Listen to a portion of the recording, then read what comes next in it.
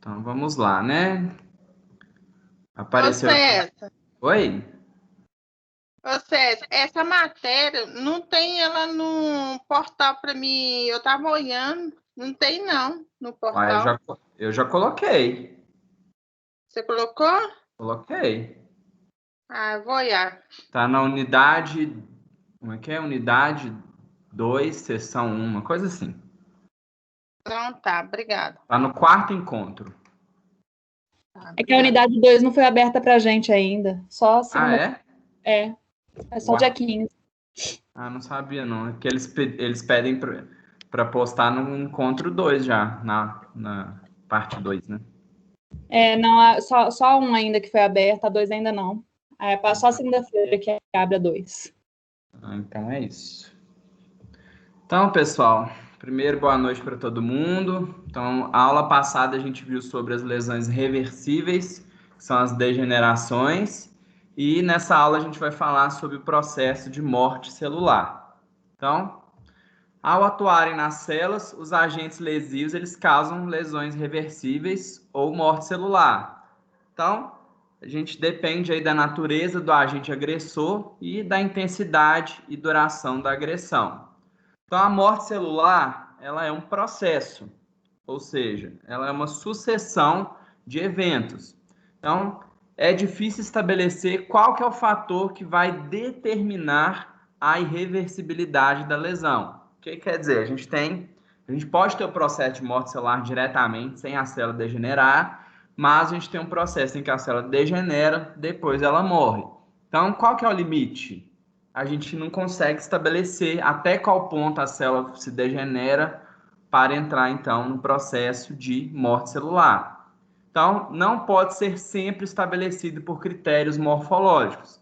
Então, lembrando, na patologia, a gente vai trabalhar o critério morfológico, mas quando a gente fala de morte celular como um todo, nem sempre a gente vai ter esses critérios. Então, como eu já disse, nem sempre a morte celular ela é precedida de lesões degenerativas, então a gente vai ver um tipo de morte celular em que a gente tem ativação de enzimas que degradam a célula, e com isso a gente não precisa ter a degeneração celular. Então, o agente agressor ele pode causar a morte rapidamente também, sem lesões precedentes. Então, aqui a gente está vendo, ó, dois pontos. Um, que você tem uma via em que não há necessidade de degeneração. Outra que você tem um agente tão potente que ele é capaz de matar a célula rapidamente sem que ela se degenere primeiro. Então, quando a gente pensa nisso, é um agente que é mais agressor ou menos agressor? O que vocês acham?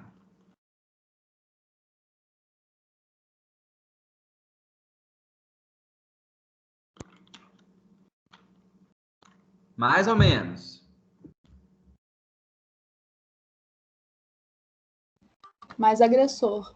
Mais agressor. Então a gente está falando aqui de uma célula que ela não vai nem degenerar, ela já vai morrer de uma vez. Então tem que ser um agente bem virulento e bem patogênico para provocar então essa lesão aí de morte celular.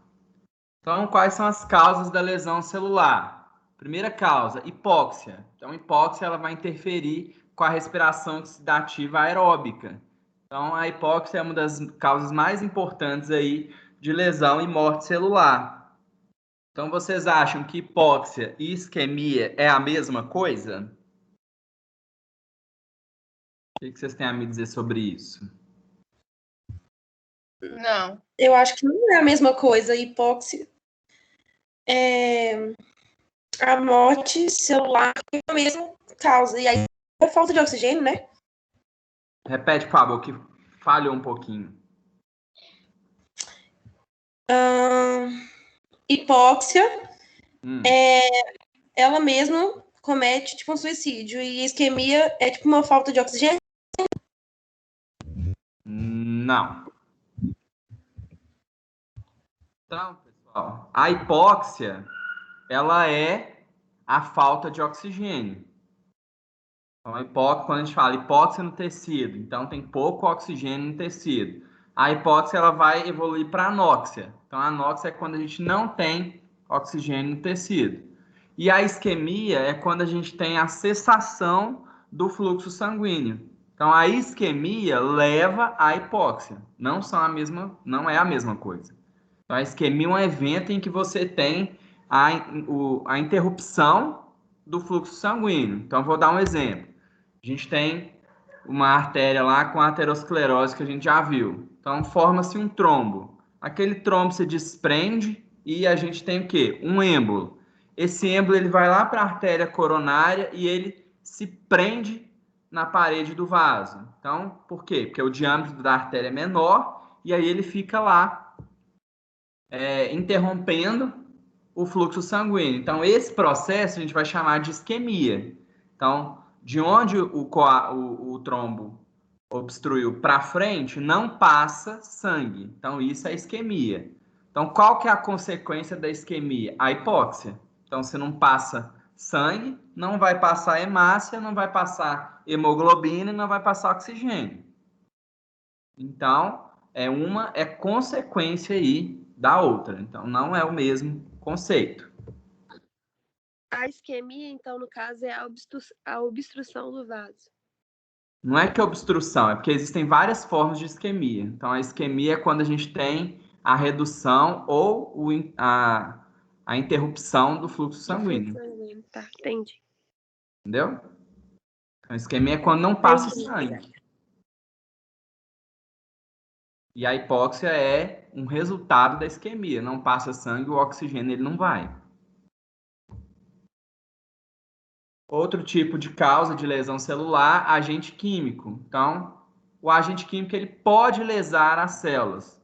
Então, os agentes conhecidos aí como venenos, então eles provocam severos danos a nível celular. Então, eles podem alterar a permeabilidade da membrana. Então, se ele altera a permeabilidade da membrana, pode entrar água e a célula se romper. Homeostasia osmótica, então, transporte de água também pode ser interrompido. Integridade de enzima ou cofator. Então, a gente tem uma enzima que atua no funcionamento celular. O agente químico ele vai lá e destrói essa enzima. Aí a célula ela não tem essa enzima que ela precisa, é essencial para a sua sobrevivência. E aí ela vai ativar, ou ela vai ativar uma via de morte celular, ou então ela mesma vai entrar em morte celular sem ativar a via.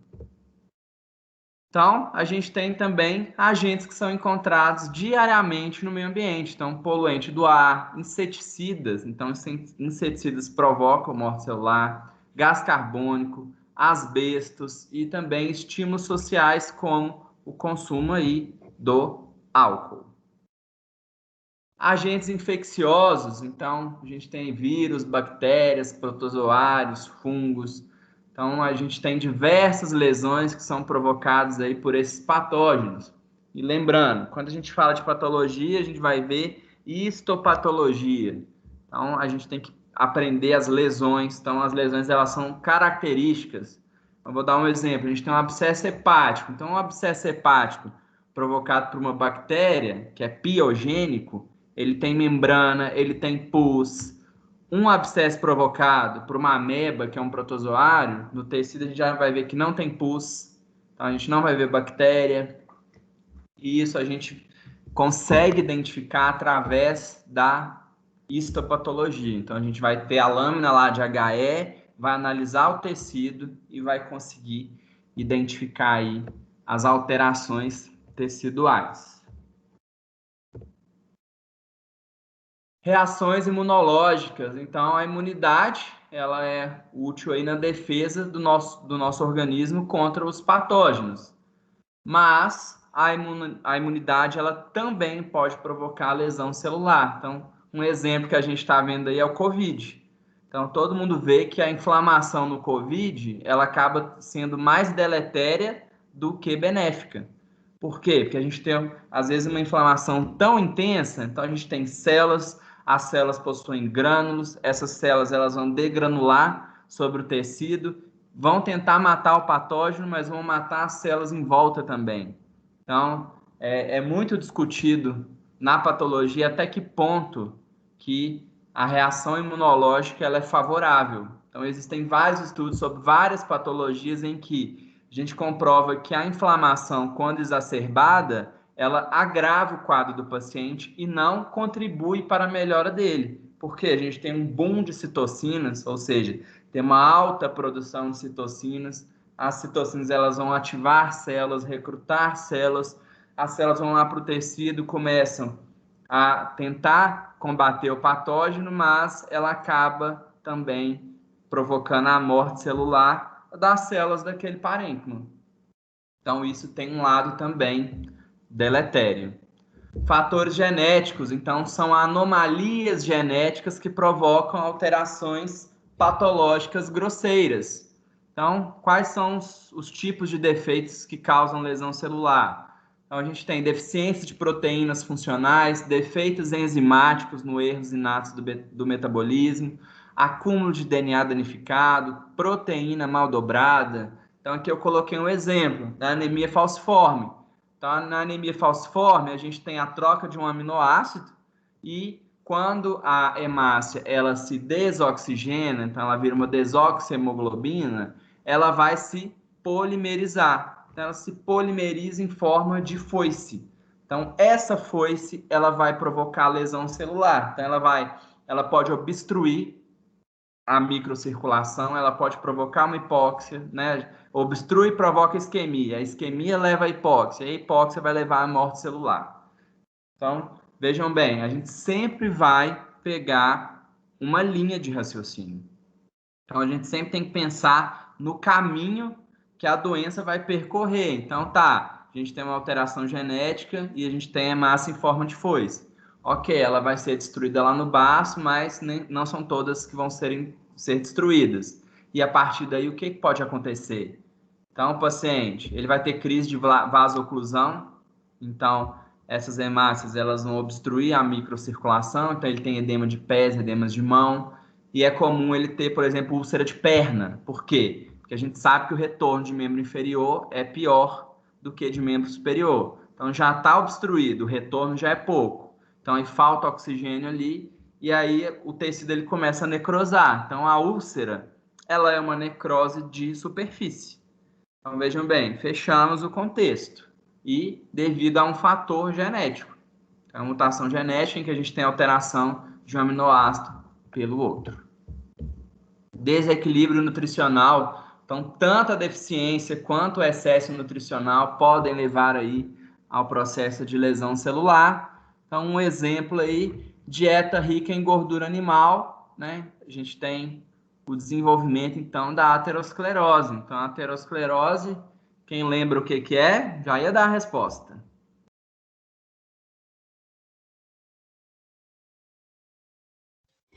É placa de gordura na artéria? Isso, mas o que acontece? Que tipo de gordura?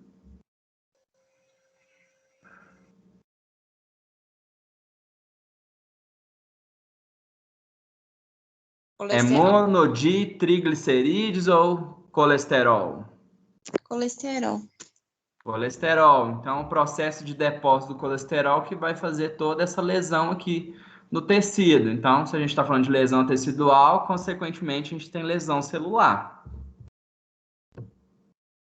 Então, agentes físicos, trauma, extremos de temperatura, então expor o corpo a temperaturas elevadas ou então a temperaturas muito baixas, podem provocar dano celular. Radiação, tá? A radiação ela é muito importante para a lesão celular, então ela pode ativar vias de morte celular e, além disso, ela pode provocar alteração no DNA e levar, por exemplo, a uma neoplasia, choque elétrico e alterações bruscas na pressão atmosférica. Envelhecimento, então a senescência celular leva a alterações nas habilidades replicativas e de reparo das células e tecidos. Então, as alterações levam à diminuição da capacidade de responder ao dano e, com isso, a gente favorece o processo de morte celular. Então, é o que a gente vê. Por que tem doença, a maioria das doenças, né, é mais grave no idoso? Justamente por causa disso, porque ele tem uma célula que não tem mais a capacidade de replicar igual de um adulto e nem de reparar. ela tem as vias de reparo mais lentas. Então, às vezes, o adulto ele consegue responder bem, o idoso ele já não vai conseguir. Por quê? Porque às vezes não dá tempo dessa célula dele se regenerar, se multiplicar, ou então até mesmo de consertar os danos no citoplasma. E aí a gente tem, então, o processo de morte celular. Então, a gente vai estudar 2 tipos de morte celular, necrose e apoptose. Então, lembrando que a gente tem vários outros tipos de morte celular, então a gente tem piroptose, necroptose, só que as principais são necrose e apoptose. Então, a necrose, ela é a morte celular que ocorre em um organismo vivo e é seguido de autólise. Então, o que é autólise? É a degradação enzimática dos componentes celulares por enzimas da própria célula. Então, essas enzimas elas ficam dentro do lisossomo. Então, o lisossomo ele é uma vesícula que armazena essas enzimas, justamente por quê? Porque se a enzima ficar livre, ela digere a célula. Então, como a gente tem algum agente que está provocando a liberação dessas enzimas, elas vão degradar os componentes celulares e, consequentemente, a célula ela vai morrer. Então, qual que é o mecanismo da necrose? Primeiro, os lisossomos eles vão perder a capacidade de conter as hidrolases no seu interior. Então, como ele perde a capacidade, as enzimas elas vão para o citosol. Então, no citosol, a gente tem calciônico. Então, a nossa célula ela é rica em calciônico. Então, a liberação da enzima no citosol e o calciônico, a gente tem a faca e o queijo na mão. Então, a gente tem a ativação dessas enzimas que vão levar à autólise. Então, com isso, a gente tem degradação dos componentes celulares. Então, depois da necrose, a gente tem liberação de alarminas como urato e fosfato, que vão ser reconhecidas aí por receptores das células, levando, então, à inflamação. Então, primeiro ponto, que é muito importante, necrose. A necrose, ela sempre vai provocar um processo inflamatório. Por quê? Porque a gente tem a liberação das alarminas. Então, sempre quando a gente vai ver lá no tecido necrose, a gente tem um infiltrado inflamatório. Então, a gente vai ver que na apoptose já é diferente. Na apoptose não existe inflamação. Então, isso já é uma diferença importante aí entre essas 2 vias de morte celular. Então, quais são as causas de necrose? Redução de energia por obstrução vascular, então uma isquemia com consequente anóxia, ou inibição dos processos respiratórios da célula. Então, a gente tem por exemplo, algum inseticida que inibe o processo respiratório da célula. Então, ela vai entrar em necrose. Geração de radical livre. Então, o radical livre provoca peroxidação lipídica. Então, ele degrada a membrana celular. Com isso, a gente tem o quê? Extravasamento de líquido para fora da célula ou até mesmo entrada de líquido. E essa célula ela vai entrar em autólise. Ação direta sobre enzimas, inibindo processos vitais das células. Então, a gente pode ter, por exemplo, uma toxina ou um agente químico que vai inibir uma enzima. Agressão direta à membrana citoplasmática pela criação de canais hidrofílicos, provocando, então, a saída de água e eletrólitos que leva à morte celular. Então, um exemplo disso aí é a ameba. Então, a ameba ela é capaz de fazer um poro na célula, igual o poro MAC do complemento, e aí a água vai entrar nessa célula e vai romper essa célula, ou até mesmo pode sair da célula. Então, a gente tem tanto uma via quanto a outra, e as 2 vão provocar o quê? Morte celular. Então, tá dando para entender até agora, pessoal? Sim. Então, vamos lá. Quais são os tipos de necrose? Primeiro tipo, necrose de coagulação. Então, a necrose de coagulação, ela é também chamada de necrose isquêmica. Então, como que é a macroscopia do órgão necrosado? a gente vê uma área esbranquiçada e que salienta-se na superfície do órgão. Então, quase sempre a gente vai enxergar um halo hiperêmico. Então, a gente vai ver lá quando vocês forem estudar distúrbio da circulação, o que é hiperemia. E a microscopia, a gente tem alterações nucleares, principalmente cariólise. Então, cariólise é quando a gente não vê o núcleo da célula. Então, aquele núcleo ele já se degenerou. E a gente tem outras alterações. Então, a gente pode ter cariorrex, que é a fragmentação, e a picnose. Picnose é quando a gente tem a condensação do núcleo. Então, é aquele núcleo que é do tamanho X e ele fica pequenininho. Então, quando a gente vai fazer, então, a descrição de uma lâmina, a gente tem que falar quais as alterações. Então, a gente está vendo uma área, de necrose, uma área eosinofílica, a célula, elas apresentam cariólise ou também cariorrex e picnose, e é importante falar que as células elas apresentam um aspecto de substância coagulada. Então, citoplasma acidófilo e granuloso, gelificado. Então, aqui a gente tem dois exemplos clássicos. Então, a gente tem um infarto esplênico e um infarto renal. Então, digamos que o trombo, né, que o êmbolo ou trombo, ele foi formado aqui, e aí a gente teve essa formação dessa área de necrose. Então, vejam, é uma área esbranquiçada e ela vai se salientar até a superfície do órgão. Então, infarto renal, a mesma coisa. Então, quando a gente vê esse tipo de infarto, a gente chama de infarto branco. Então, quando a gente vai ver lá na microscopia, aqui a gente está vendo um rim. Então, a gente já chegou a falar. O rim, no caso da necrose de coagulação, a gente consegue identificar o parênquima, mas a gente não vê núcleo de célula. Então, é um fantasma. Se a gente bater o olho nesse tecido, a gente sabe que é um rim. Mas o que está faltando aí? Está faltando núcleo. A gente vê o glomérulo, a gente vê os túbulos, então a gente vê tudo direitinho, mas não vê núcleo. Então, isso é característico de necrose de coagulação. Então, se a gente colocar em maior aumento aqui, a gente vai ver também o quê? Células inflamatórias. Então, isso também vai depender do quê? Do tempo em que foi instalada a necrose. Então, a necrose é recente, então ela vai ter infiltrado inflamatório exuberante. Então, a necrose ela já aconteceu há muito tempo, então é uma necrose mais tardia. Aí a gente vai ver que o infiltrado inflamatório ele vai mudar e a gente vai ter menos células. Por quê? Porque já é um processo mais tardio e até o tipo de célula vai mudar. Necrose de liquefação, então é quando a área necrosada atinge uma consistência mole, semifluida ou até mesmo liquefeita. Então é comum após a anóxia do sistema nervoso, suprarrenal ou mucosa gástrica e também no abscesso hepático amebiano. Então, a liquefação, ela libera grande quantidade de enzimas lisossômicas.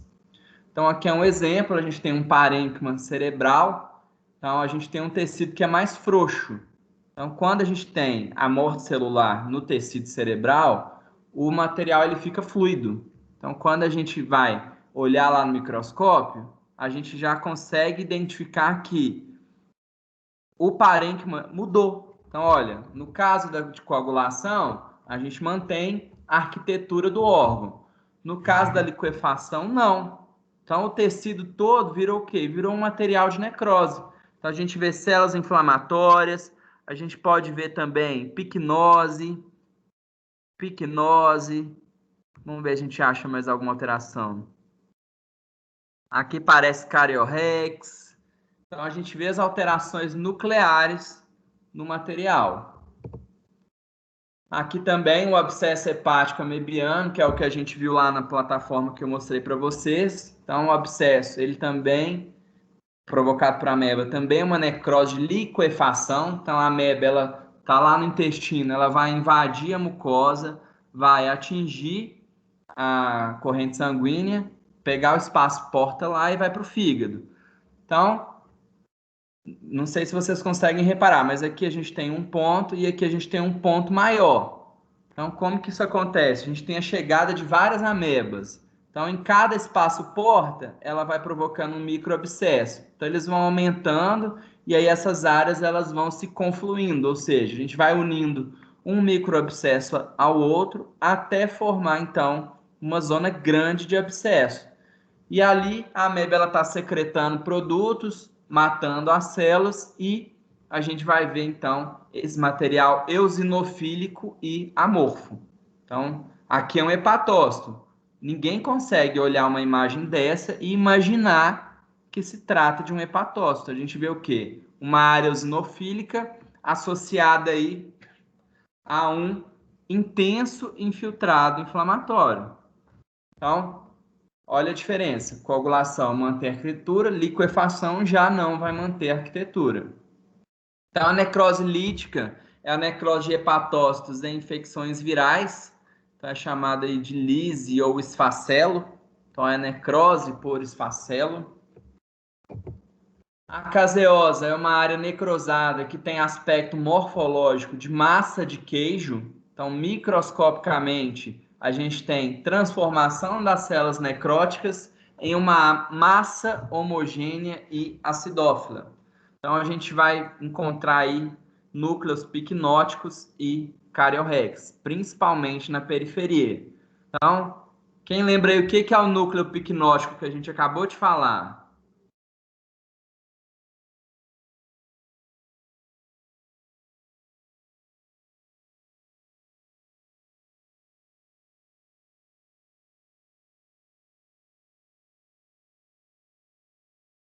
Ninguém?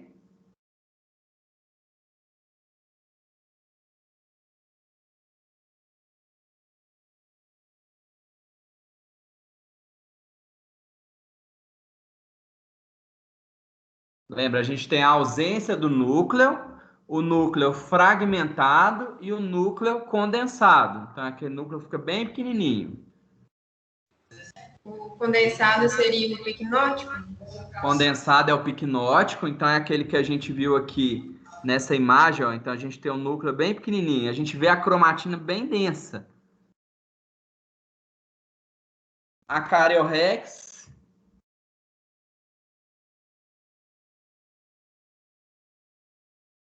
é associada com o quê?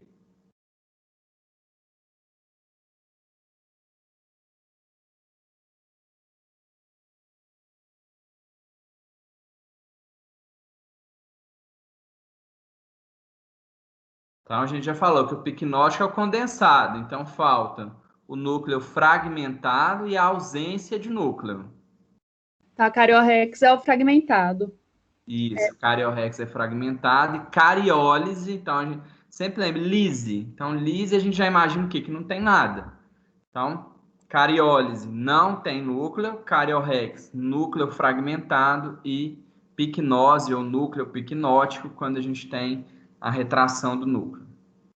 Então, as células elas vão perder totalmente o seu contorno e também os seus detalhes estruturais. Então, mais uma vez, a gente vai ter uma área amorfa. Então, quais são os exemplos de necrose caseosa? Tuberculose, paracoccidioidomicose. Então, são as duas principais. Então, a lesão ela parece resultar de mecanismos de agressão envolvendo macrófagos e linfócitos T sensibilizados. Então, aqui a gente está vendo microscopicamente, aqui é um linfonodo com tuberculose. Então, a gente vê essas áreas já em menor aumento, né? Essas áreas eosinofílicas amorfas. Então, a gente já tem ideia que isso aqui é uma zona de necrose. E aqui, nesse órgão, a gente vê várias zonas de necrose. Então, onde a gente vê um ponto central rosinha, que é eosinofílico, a gente tem a presença, então, da necrose. E aqui, em maior aumento. Então, é uma zona amorfa. Se a gente aumentar aqui, a gente vai ver a presença de núcleo picnótico, cariorrex, cariólise e aqui em torno a gente tem um infiltrado inflamatório. Então, é importante falar que na necrose caseosa a gente tem a formação dos granulomas. Então, ao redor, a gente tem uma organização celular, que vocês vão ver na aula de inflamação, e essa organização ela busca conter um agente. Então, cada foco aqui é um granuloma com centro de necrose caseosa. Então, lembrando, a gente vê essa necrose caseosa. A gente consegue ver a bactéria aqui? Não. Não consegue. Então, a gente precisa fazer uma cultura do fragmento, um PCR ou alguma outra técnica para poder evidenciar. Então, morfologicamente, a gente não vai enxergar o Mycobacterium tuberculosis. Então, aqui outra informação importante. Então, o granuloma, ele é o tipo de inflamação que a gente chama de inflamação crônica granulomatosa. Então, na inflamação crônica granulomatosa, a gente tem a formação de células gigantes. Então, o que é uma célula gigante? São vários macrófagos que vão se unir e formarem uma única célula. Então, elas têm união de citoplasma e viram uma única célula multinucleada. Então, a gente vê a presença dessa célula aí grande, com vários núcleos na periferia. Então, por que ele faz isso? Porque eles vão unir os seus poderes para poder conter, então, o Mycobacterium tuberculose. Então, aqui ao redor, a gente já consegue ter uma noção que o infiltrado inflamatório ele é de predomínio mononuclear. Então, a gente vê aqui muito linfócito e também um tecido conjuntivo. Então, a gente tem essas células fusiformes que são o quê? Fibroblastos. E a zona central aqui de necrose. Então, a necrose gomosa é uma variedade da necrose de coagulação, mas o tecido necrosado ele tem um aspecto compacto e elástico. Então, ele lembra borracha. Por isso veio esse nome de necrose gomosa. Então, aqui a gente tem um exemplo de uma sífilis na língua e o tecido ele tem esse aspecto de borracha. Então, ele pode apresentar um aspecto fluido e viscoso, como a goma arábica. Então, um exemplo aí que a gente pode citar é a sífilis tardia. Esteatonecrose, então, é a necrose enzimática do tecido adiposo. Então, ela é encontrada tipicamente na pancreatite aguda necrótico hemorrágica. Então, é quando a gente tem um processo de inflamação no pâncreas. O pâncreas, ele vai liberar suas enzimas. Então, quem lembra aí quais são as enzimas que a gente tem no pâncreas?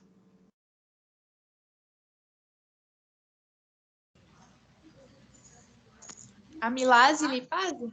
Amilase e lipase. Então, qual que vai ser responsável por necrosar o tecido adiposo? A lipase.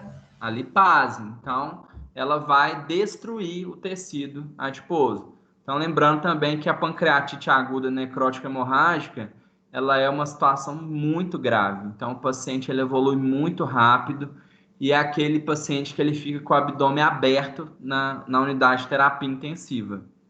Então, as lipases elas vão agir sobre os triglicéridos e os ácidos graxos e vão provocar aí uma saponificação. Então, são depósitos esbranquiçados ou manchas com aspecto de pingo de vela. Então, quais são os tipos de evolução da necrose? Regeneração, cicatrização, encistamento, eliminação, calcificação e gangrena. Então, vamos começar a falar. O que vocês entendem por regeneração?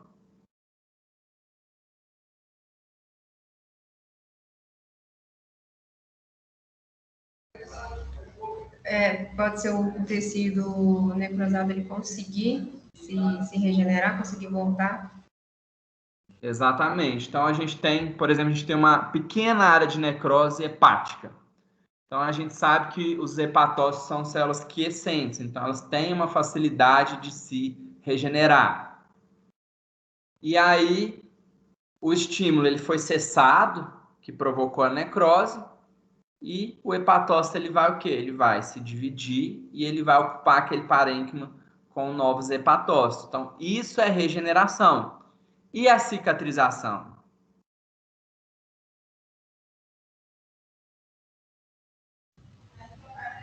O tecido ele regenera, mas ele muda a conformação dele?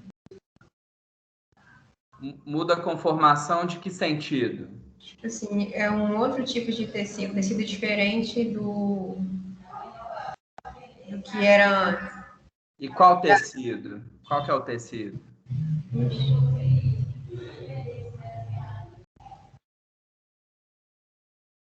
É o mesmo tecido? A gente vai ter hepatócito ou não? Eu acho que não. Então, qual que é o tecido que a gente vai ter cicatricial?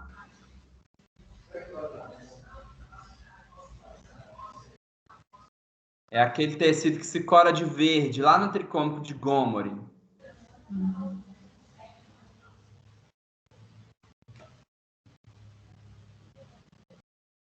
Tecido conjuntivo.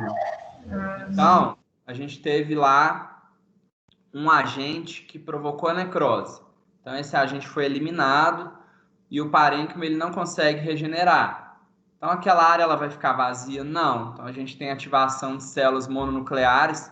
Então, são os macrófagos, em primeiro momento, que vão lá, vão fagocitar o resto das células mortas e já começar a depositar tecido conjuntivo.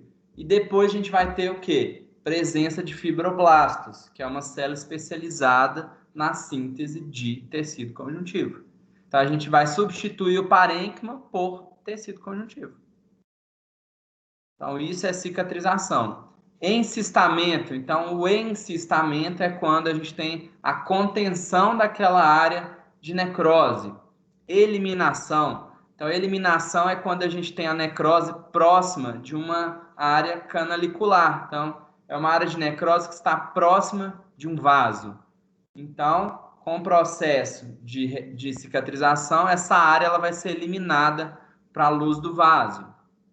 Ou até mesmo um ducto, por exemplo. Calcificação. Então, a calcificação é quando a gente vai ter o depósito do cálcio no tecido.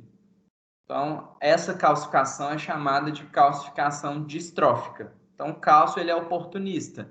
Ele vai lá e vai depositar sobre o tecido. E a gangrena. Então, a gangrena é uma das evoluções mais sérias da necrose. Então, a gangrena é quando a gente tem uma ação de agentes externos sobre o tecido necrosado. Então, quais são os tipos de gangrena? Gangrena seca, gangrena úmida e gangrena gasosa. Então, a gangrena seca é quando a área necrosada entra em contato com o ar, então ela vai se desidratar. Então, a área lesada ela vai ficar com aspecto de pergaminho.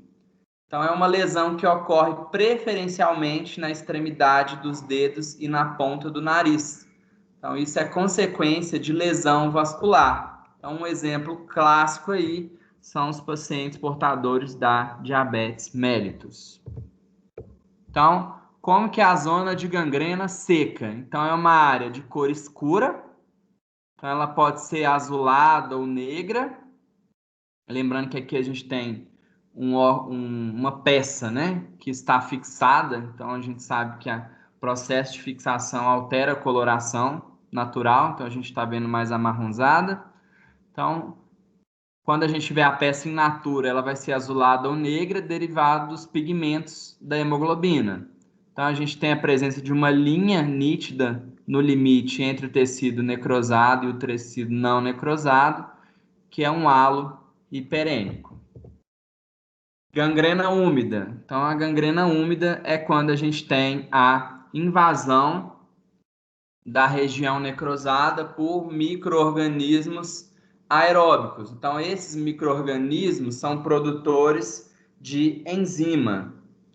Então, essas enzimas elas vão liquefazer o tecido morto e vão produzir gases de odor fétido. Então, além de produzir esses gases com odor, essas bolhas elas vão se acumular junto com o material liquefeita. E é comum em necrose do tubo digestivo, pulmões e pele. Então, por quê? Por que é comum nesses órgãos? Porque a gente tem condições de umidade que vão favorecer a formação aí da lesão. Então, aqui a gente tem a presença da gangrena úmida. Então, é uma área bolhosa. Então, a gente vê até aqui umas outras regiões, mas essa aqui está bem evidente. Então, a gente tem ali a produção de enzima com presença de bolhas. Então, isso sugere processo bacteriano. Então, a gente tem micro-organismos anaeróbios. Gangrena gasosa. Então, a gangrena gasosa, ela é secundária à contaminação do tecido necrosado por bactérias do gênero Clostridium. Então, essas bactérias do gênero Clostridium, elas produzem enzimas proteolíticas e lipolíticas e muito gás. Então, formam bolhas gasosas. Então, é comum em feridas infectadas. Então, aí foi muito comum a gangrena gasosa lá na Primeira Guerra Mundial. Então, inclusive, foi uma causa muito grande de mortes decorrente aí da gangrena gasosa. Então, vejam a diferença. A gente tem uma área necrosada e aqui a gente vê uma bolha enorme. Então, quando o médico ele faz a anamnese, ele analisa o tecido, na hora ele já vai pensar numa bactéria do gênero Clostridium, principalmente o Clostridium perfringens. Então, aqui, para exemplificar a esteatonecrose, então a gente vê o aspecto de pingo de vela. E agora, vamos entrar na apoptose. Alguém quer perguntar alguma coisa, pessoal? Tá tudo certinho?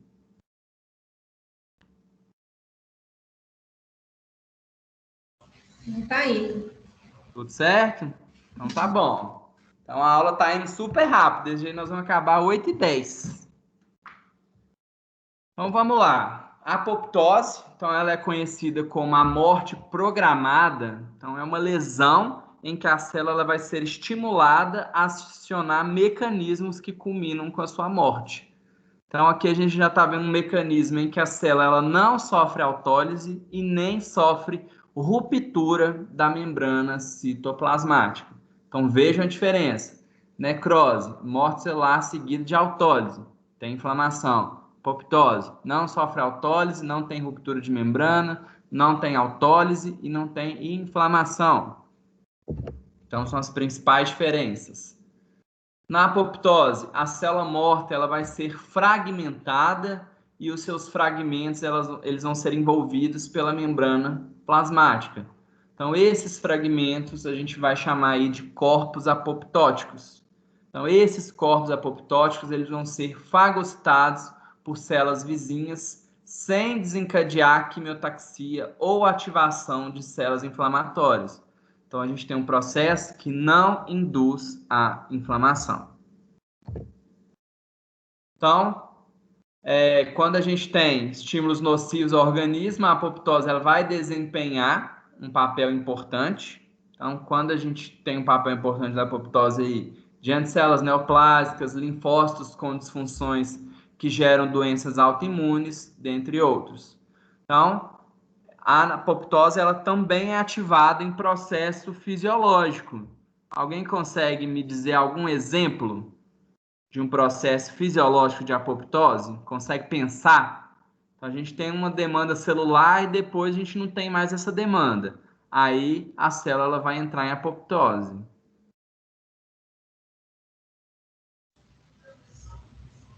O processo fisiológico pode ser embriogênese, né?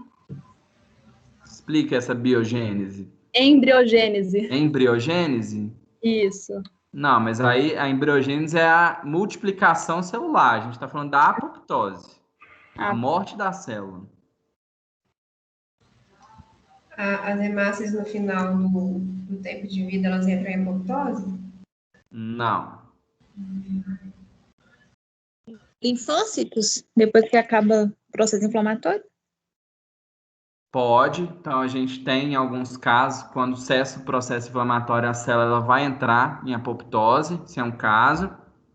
E tem um caso muito característico, que todo mundo vai se identificar aí, principalmente quem tem filho, são gestantes. Então, quando a mulher ela engravida, ela não começa a produzir leite.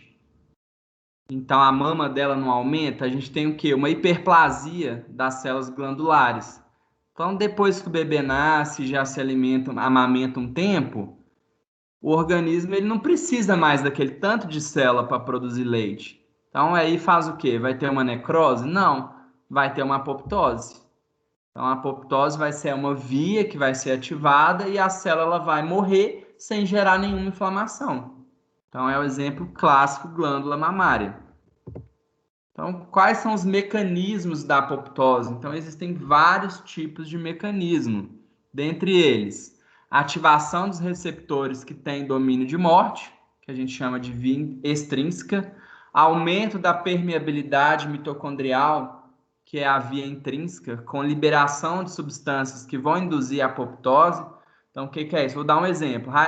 Uma radiação. Então, a radiação ela é capaz de agir na mitocôndria, alterar a permeabilidade dela, e aí a gente vai ter o extravasamento de substâncias. E agentes que atuam diretamente na membrana citoplasmática sem envolvimento dos receptores de morte, dos receptores, que são os receptores que a gente chama de domínio de morte. Então, vejam bem, a gente tem 3 mecanismos diferentes. Então, lembrando, se for um caso patogênico, a gente pode ter uma via, se for um caso fisiológico, outro, e a gente pode ter ativação de mais uma via. Então, a apoptose, ela resulta sempre da ativação de proteases. Então, essas proteases, elas vão provocar modificações funcionais e morfológicas características. Então, aqui eu dei um exemplo, a gente tem uma célula, então a célula foi ativada para morrer, então ela teve ativação da apoptose, e aí ela sintetizou e ativou a endonuclease. Então, a endonuclease, ela vai fragmentar o DNA e as outras enzimas vão degradar os outros componentes. Então, essa célula vai se fragmentando, ó, ela vai se destacando em pedaços sem dividir o citoplasma. E esses corpos, que são chamados corpos apoptóticos, eles vão ser endocitados por uma célula vizinha. Então, quem que é a célula vizinha?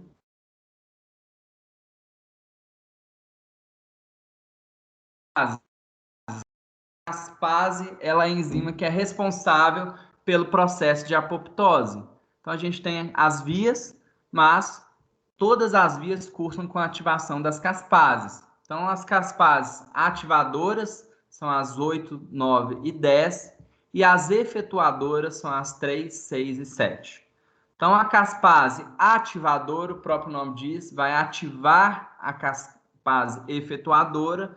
Então, a caspase efetuadora, cada uma ela vai ter lá a sua função e gerar, então, no final disso tudo, a fragmentação da célula.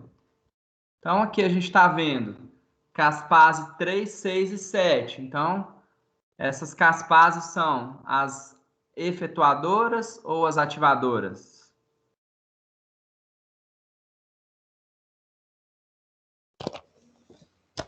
Efetuadoras. Exatamente, ó, efetuadoras. Então, vejam bem, a caspase 3, ela ativa a caspase 6, 7 e 9. A caspase 6, ela vai degradar a laminina com posterior cariorrex. A caspase 3 vai ativar a endonuclease, que vai clivar o DNA. E a caspase 3, por si só, já é capaz de inibir o reparo do DNA. E ativa também a caspase 7. Então, falando um pouco da mitocôndria. Então, a mitocôndria, quando ela sofre alteração de permeabilidade, ela libera citocromo C, proteína SMAC e AIF. Então, vejam bem, o citocromo C, quando ele vai para o citosol, ele vai se associar a uma proteína que chama PAF1 e vai formar um complexo que chama apoptossomo. Então, esse processo vai ativar a caspase 9, levando à apoptose. A proteína SMAC vai se ligar aos inibidores naturais da apoptose, que é o IAP, e aí a gente vai ter a inibição do inibidor da apoptose. Então, a gente tem o quê? Favorece a ativação da apoptose. E o AIF vai ativar diretamente as caspases 3, consequentemente 6, 7 e 9, e endonuclease. Então, vejam bem. Então, aqui a gente tem O BCL-BAX, então, são genes antiapoptóticos. Então, quando a gente tem algum estímulo que provoque a inativação desse gene, a gente tem a liberação do citocromo C, da SMAC e da AIF. Então, o citocromo C, ele vai se ligar a PAF1, ativa caspase 9. Então, aqui no final a gente tem o quê? Alterações citoesqueleto. SMAC e AIF, caspase 3. E também, quem que vai se ligar lá ao inibidor? Quem lembra? Não tá aqui, não, a gente não tem ela aqui nessa figura, não. A IF? Oi? A IF? Não. A IF, ela vai ativar a caspase. Então, o inibidor é o IAP. Então, ele não está aqui, mas quem vai se ligar ao inibidor é a SMAC. Então, além da SMAC ativar a caspase 3, ela vai se ligar ao inibidor. Então, ela vai inibir o inibidor.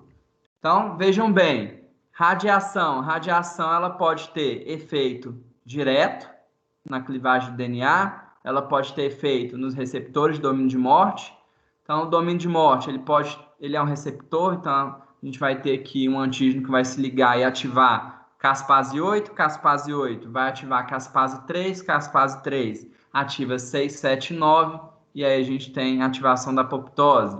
Então, só exemplificando para vocês, agentes químicos e radiações, então eles podem lesar diretamente a mitocôndria. A mitocôndria, ela vai liberar essas substâncias aí para ativar, então, a via celular de apoptose. Então, a gente tem, na mesma figura, todos os processos. Lembrando, todo processo que usa receptor é o via extrínseca e o processo que lesa e altera a permeabilidade da membrana é a via intrínseca.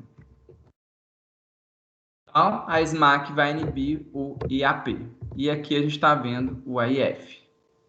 Então, mais um exemplo aí para a gente ter como resumo. A gente tem a via mitocondrial, que é a via intrínseca.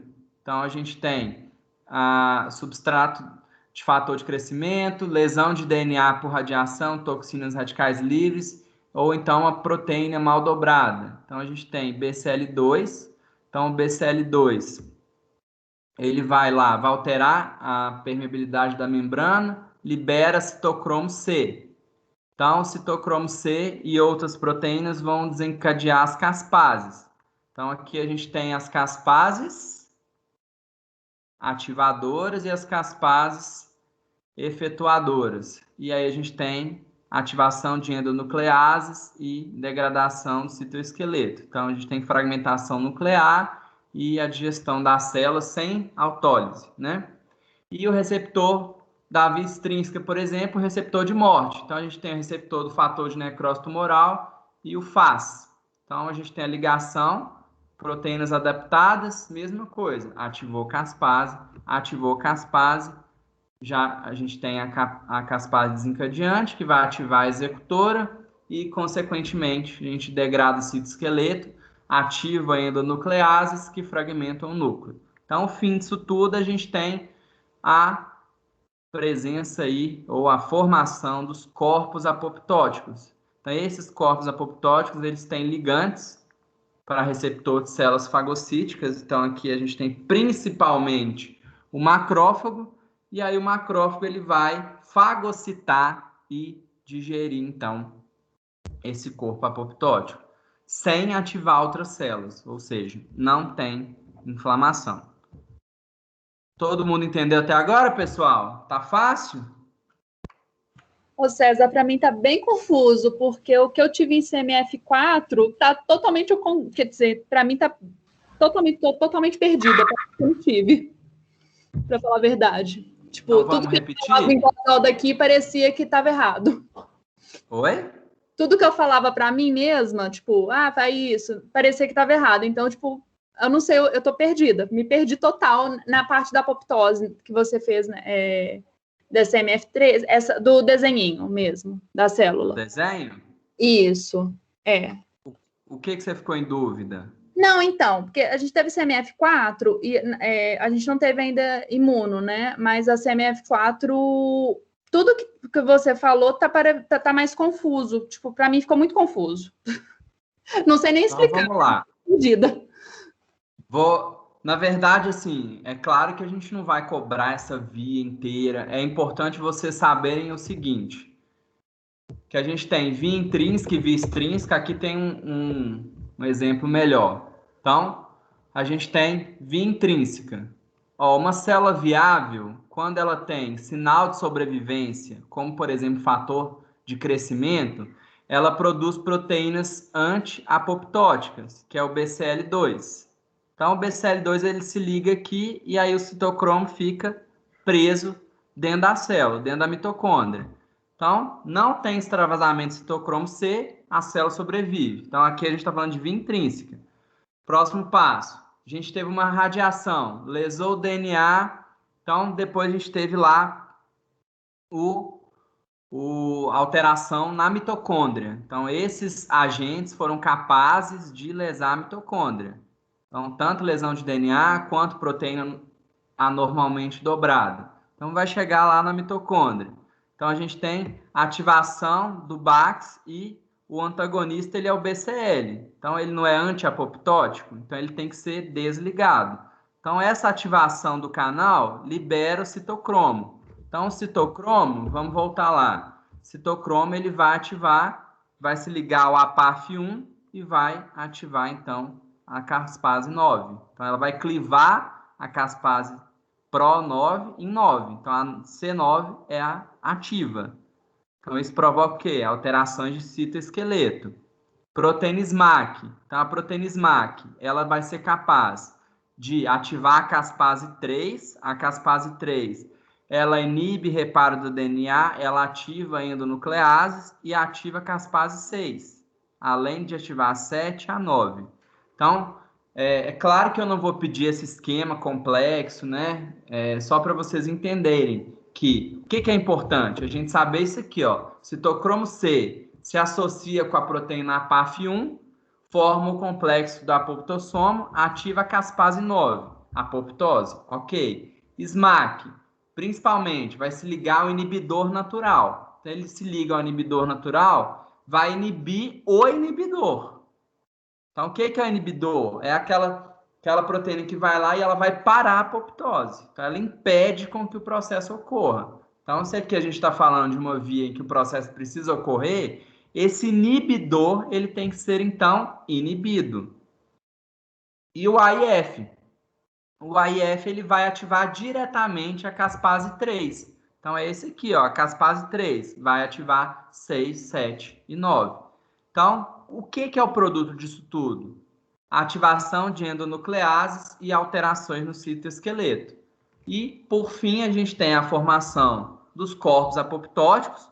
Então, os corpos apoptóticos eles são reconhecidos por macrófagos, fagocitados e digeridos, sem gerar inflamação. Ficou mais claro agora? Agora sim, obrigada.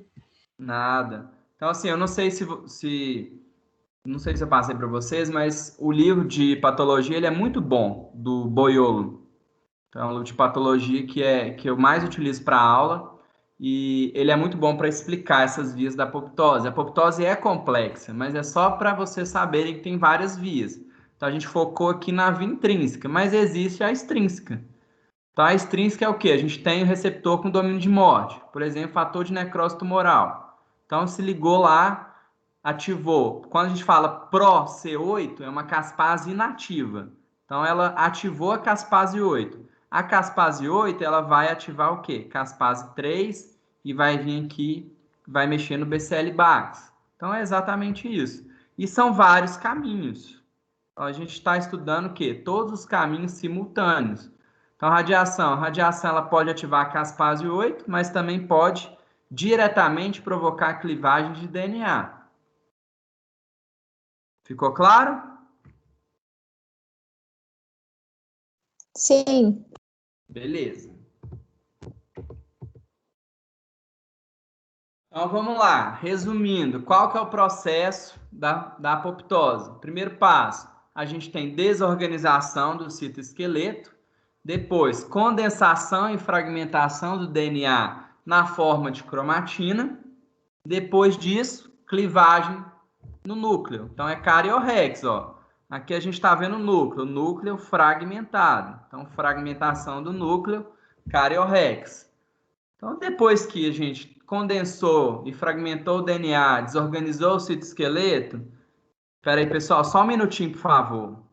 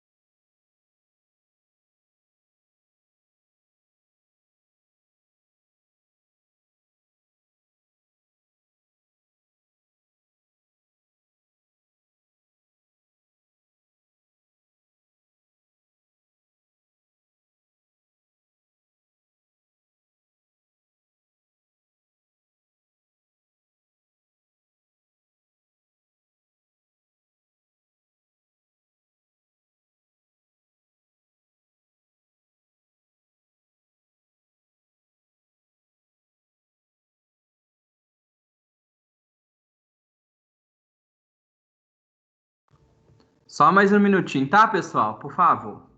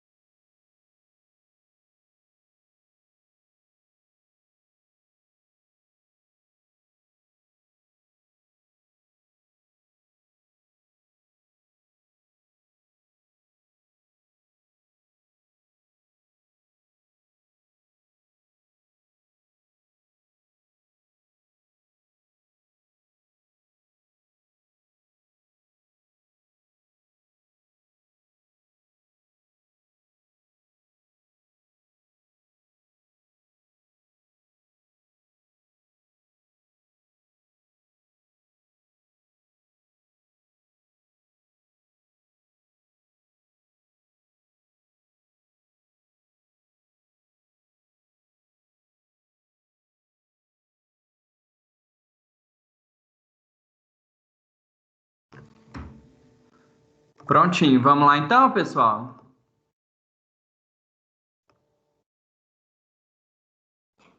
Todo mundo me ouvindo? Sim. Então, vamos lá. Então, depois disso, a gente tem depois da clivagem do núcleo, a gente tem a formação das vesículas. Então, essas vesículas, elas têm membrana e elas vão conter aí os fragmentos nucleares e o citoplasma, que é o que a gente chama de corpo apoptótico.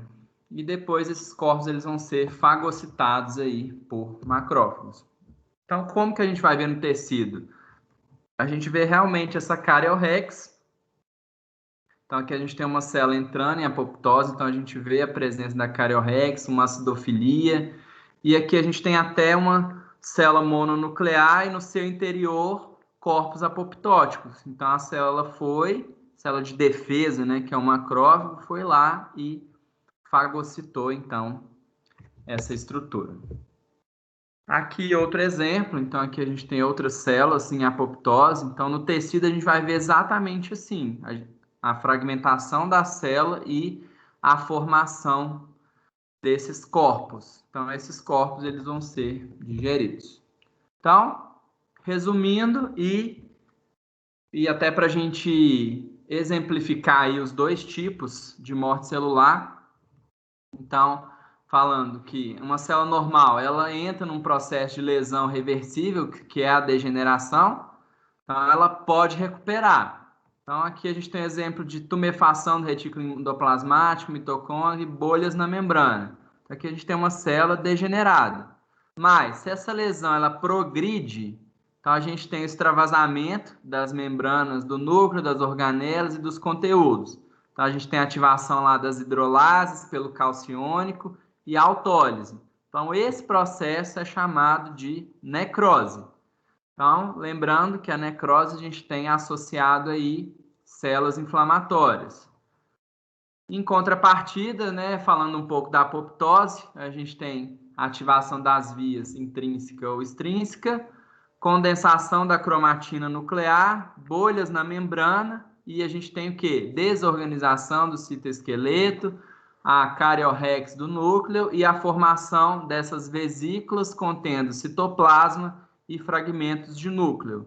Então, cada vesícula a gente vai chamar de corpo apoptótico e esses corpos eles vão ser fagocitados por células mononucleares e elas não vão ser capazes aí de ativar células inflamatórias e recrutá-las lá para o parênquima. Alguém ficou com alguma dúvida, pessoal?